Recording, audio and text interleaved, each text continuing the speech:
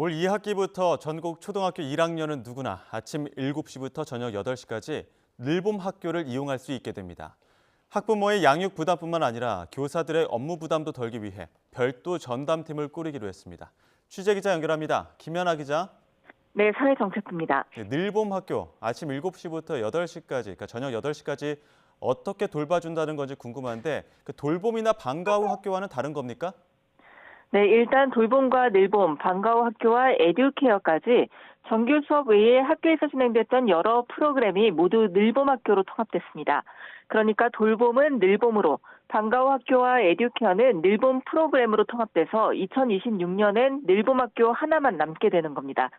늘봄 학교는 오전 7시부터 저녁 8시까지 정규 교육과정 외의 모든 시간에 아이들을 돌봐주는데요. 아침에 일찍 온 아이들을 돌봐주고 수업 뒤에 매일 2시간씩 예체능 중심의 무료 프로그램을 들을 수 있습니다. 이렇게 되면 초등학교 1학년은 사실상 학교 시간이 2시간 늦춰지게 될 것으로 보입니다. 2시간 프로그램 이후에도 기존 방과 후 학교와 같은 늘봄 프로그램들이 준비될 예정이고 그 외엔 최장 저녁 8시까지 돌봄을 받을 수 있습니다. 늦게까지 있는 아이들에게는 저녁 식사도 지원될 예정입니다. 네, 그럼 늘봄 학교 신청은 언제부터 가능한 겁니까? 네, 늘봄은 단계적으로 도입이 되는데요. 올해는 1학기에 전국 2,000개 정도 학교에서 먼저 도입되고 2학기엔 전국 모든 초등학교 1학년이 늘봄 학교를 신청할 수 있게 됩니다. 현재 돌봄에는 있던 지원 자격이 없어지기 때문에 원하면 신청할 수 있습니다. 내년엔 초1과 초2까지 확대되고 2026년이 되면 모든 학년 초등학생이 원하면 늘봄에 참여할 수 있습니다. 모든 학년에 늘봄이 도입되기 전까지는 기존 돌봄과 방과 후는 유지됩니다. 네, 그런데 아이들이 학교에 있는 시간이 너무 길어지는 데 대한 우려도 나오는 것 같죠? 네, 일단 늘봄 학교 무료 2시간 프로그램은 신청자가 많을 테니까요. 초1은 학교 시간이 대부분 2시간 정도씩 늦춰질 걸로 예상됩니다. 현재는 초1의 경우 12시나 1시면 수업이 끝나는데 2시나 3시쯤으로 바뀌는 셈입니다. 이 2시간은 예체능 중심 수업이 진행되니까 학업 부담은 없을 걸로 보이고요. 다만 어린 학생들이 학교라는 공간에 너무 오래 있는 것 아니냐는 의견도 나오는데 교육부에서는 오히려 현재 초1 수업 시간이 너무 짧았던 거라고 반박했습니다. 현재 초1 수업은 어린이 발달 단계를 고려해서 정해진 게 아니라 과거 초등학교 2, 3부제 운영을 위해서 만들어진 것으로 다른 나라와 비교했을 때 지나치게 짧았다는 겁니다.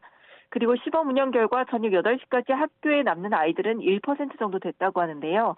이 문제는 교육부를 넘어서 노동 문제와 함께 풀어가야 하는 부분이긴 합니다. 네, 그리고 늘봄 확대에 있어서 교사들의 반대가 거셌는데 이번 주 토요일에도 초등교사 노조의 항의 집회가 예정돼 있지 않습니까? 네, 일단 1학기에는 교원들에게 돌봄 등 업무가 계속될 수밖에는 없는 상황입니다. 2026년 완전 시행까지 한시적으로 기간제 교사들을 고용하는데 이와 관련된 업무를 교원들이 하게 되는 겁니다.